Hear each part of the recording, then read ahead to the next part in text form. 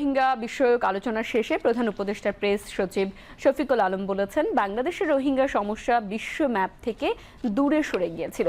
বৈঠকে প্রধান উপদেষ্টা প্রফেসর মোহাম্মদ ইউনূস রোহিঙ্গা সমস্যা ও সমাধানে করণীয় বিষয়গুলো তুলে ধরেছেন বলে জানান শফিকুল আলম। আজকে এখানে একটা বড় সম্মেলন হলো, এটা একটা ক্লোজ ডোর সম্মেলন।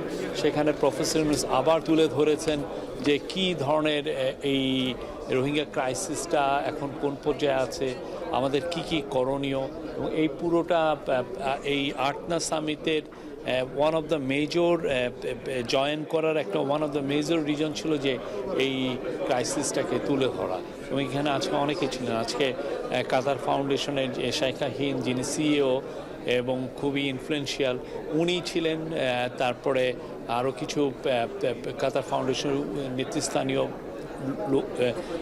অফিসিয়াল ছিলেন, গাম্বিয়ার ফরেন মিনিস্টার ছিলেন।